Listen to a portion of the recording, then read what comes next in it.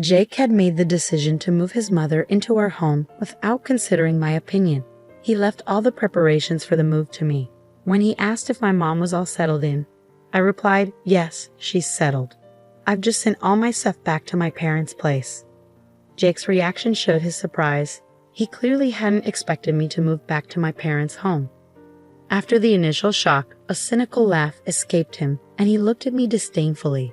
"What are you talking about, Ashley? You can't possibly live on your own." Little did Jake know about my determination and how much I've been earning lately. He assumed that spending all day in front of a screen meant I couldn't manage on my own. But he was wrong. I was resolved to prove him otherwise and demonstrate my independence. I wasn't about to ask for his help. My name is Ashley, and I'm 46 years old. Jake and I have been married for about 20 years with no children between us. My husband, an elite banker, has a penchant for fussing over details. Perhaps due to his profession or his personality, he still dotes on his 56-year-old mother. My mother-in-law lived alone in a house some distance from us. My father-in-law passed away 3 years ago, leaving Jake as her only child. She often urged Jake to give her a grandchild soon, but Jake didn't want children. Though he played the dutiful son in front of his mother, telling her he wanted children too, he privately admitted he found the idea of having children a hassle. At our age, having a child would be risky, so we eventually abandoned the idea.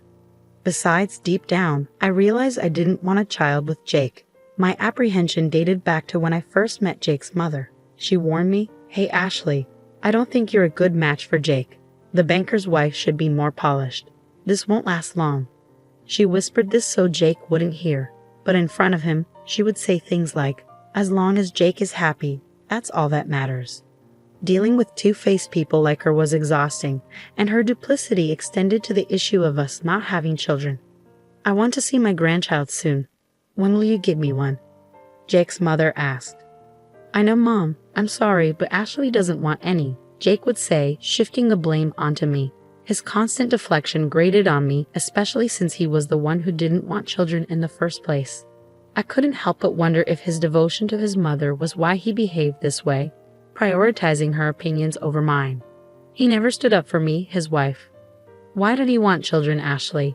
she would ask, turning the blame on me. "It's because she thinks it's a hassle," Jake would say, leaving me looking cold-hearted. "Jake, why are you with her if she doesn't want children?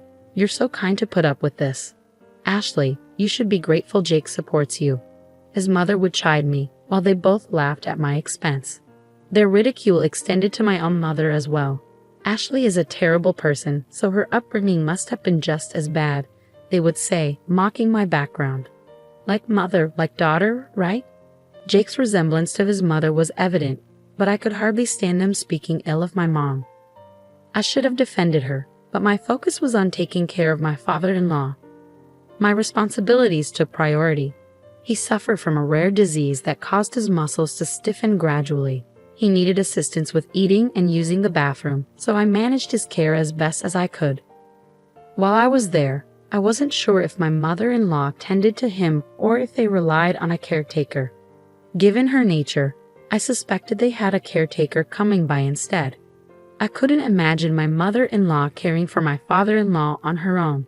If she had any compassion, she wouldn't have left me to handle all the care by myself, especially when she knew I couldn't protest. Meanwhile, Jake was feeding her all sorts of lies about me. "I've reached my breaking point. I can't continue this marriage any longer. I can't believe I've put up with this for so long." Beyond the mistreatment I've shared so far, there were countless other unpleasant experiences they subjected me to. Even when my father-in-law passed away, my mother-in-law's reaction was disturbing.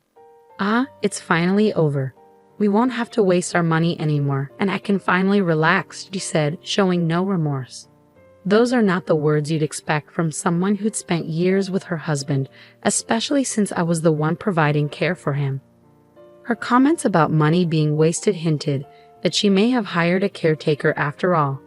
This lack of empathy only reinforced my decision to distance myself from her and Jake. Recently, Jake spoke to me about his mother, mentioning that she's showing signs of dementia. When I asked him how serious it was, he said she was starting to forget things more frequently. It seemed she might be in the early stages of dementia. I suggested that it might be better for my mother-in-law to move into a nursing home where she could receive professional care, but Jake dismissed my idea with annoyance. "Don't you have any empathy? You live here, so you can take care of her," he declared. I couldn't believe he was being so dismissive. I had my own responsibilities, and taking care of his mother wasn't something I wanted to do, especially after all she put me through. He labeled me as unpleasant and reiterated that his mother would live with us, leaving no room for objections. It was clear he had no intention of listening to my perspective, so I had to adapt to the situation. I simply said, "Understood," and started preparing for my mother-in-law's move. I made several trips between her house and ours in my small car, each journey taking an hour one way. It was exhausting and expensive, as I was covering the cost of gas myself. Though I could have asked a friend for help, I worried Jake's pride would lead him to anger if he found out. I figured he'd be embarrassed if others knew he was making me handle all the preparations for his mother's move. So I decided against asking for assistance. After several days of moving my mother-in-law's belongings, I began moving my own things to my parents' house. When my parents asked what happened, I gave them a brief explanation. They comforted me, saying I had been through a lot and had done well. Their encouragement gave me the strength to move forward. Summoning up the courage, I returned to our house to tie up loose ends. My parents insisted I didn't have to go back, but I couldn't bear leaving things unfinished. With a smile, I left my parents' house and headed home. However, upon arriving, Jake's fury greeted me. "Where have you been? You didn't even prepare dinner," he barked. Ignoring his outburst, I calmly replied, "I'll do it now. It's none of your business where I go." Jake's anger escalated, resorting to his usual tactic of yelling, "Who do you think is providing for you?" Initially, I couldn't argue against his point, as I relied on him financially. But things had changed. Jake didn't realize I'd been working too. To him, it probably seemed like I spent all day on my phone or computer. Disregarding his shouting, I asked, "So, what do you want to eat?" This only fueled his anger further. However, I was no longer willing to bend to his every demand. In the past, I would have done anything to pacify him, but I'd reached my limit. Enough, I thought to myself. Jake, sensing my newfound resolve, declared, "I can't eat with you. It'll taste terrible. I'll go eat outside." With that, he stormed out, slamming the door behind him. In the past, I would have panicked, but not anymore. In the past, I would have rushed out in tears to find him, giving him exactly what he wanted. But I wasn't that person anymore. Instead, I thought, if I don't have to prepare dinner, that's a win. I grabbed my car keys to go out and get some food. But when I opened the door, I found Jake standing there. "Why didn't you come after me?" he demanded. I sighed, weary of his behavior. "You were the one who said a meal with me would be unappetizing, so why would I chase after you?" I responded, frowning as I waited for him to understand. He babbled some nonsense about how I usually followed him when he stormed off. We went back inside, but Jake continued sulking like a child, behavior unbefitting a 56-year-old man. It was frankly repugnant. When I remained silent, Jake continued in his foul mood. "Did you finish moving my mom?" Jake had made the decision to move his mother in without consulting me, and he left me to handle all the arrangements.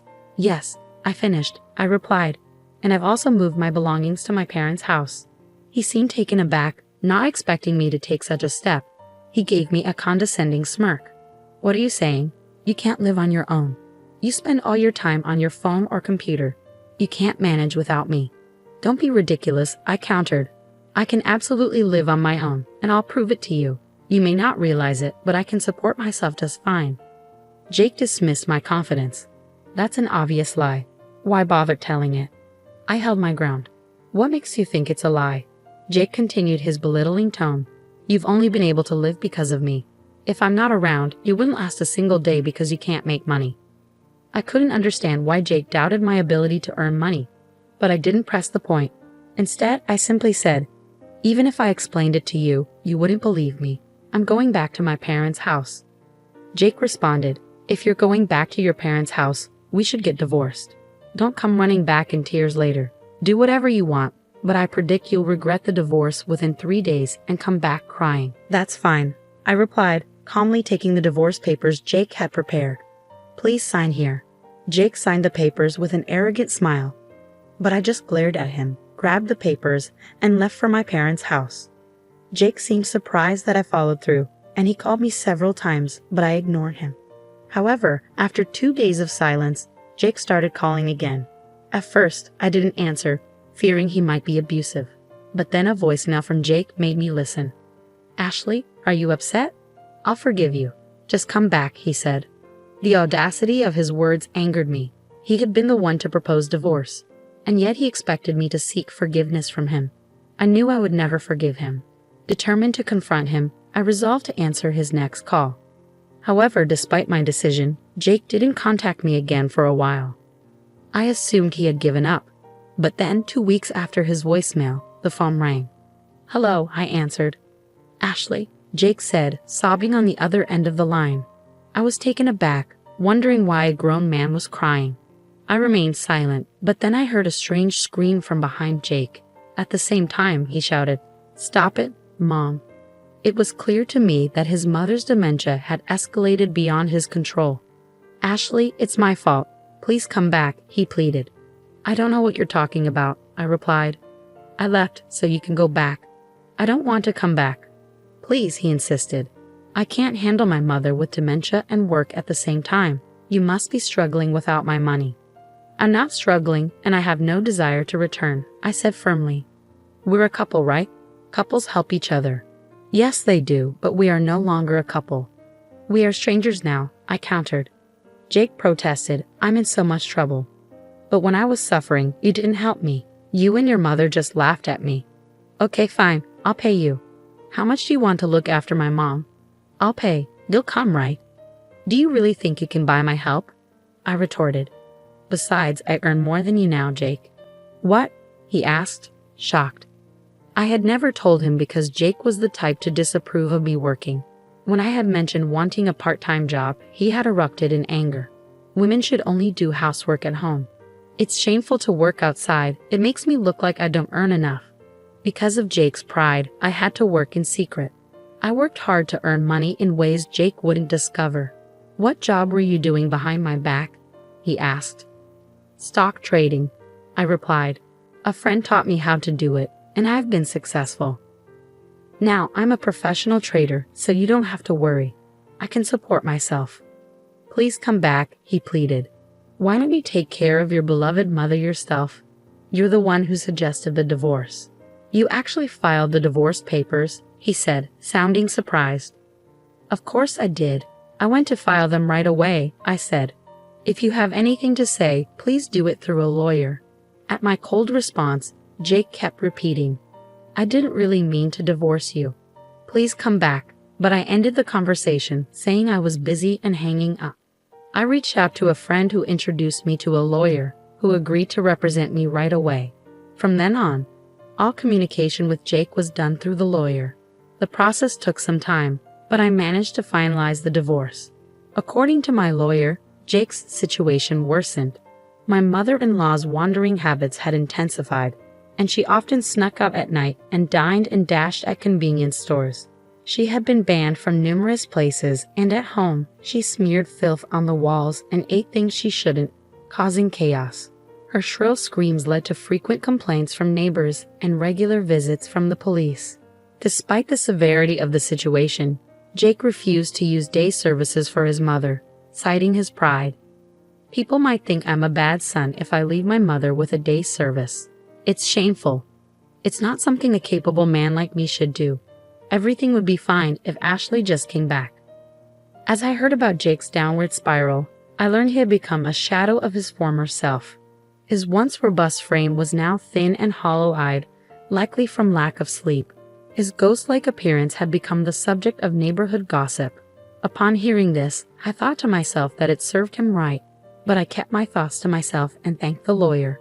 As for me, I moved to the top floor of a high-rise apartment with my parents. Jake had always looked down on them, but I was grateful to live in such a beautiful place with them. Now that I was finally free, I enjoyed my days appreciating the stunning views and living a happy life.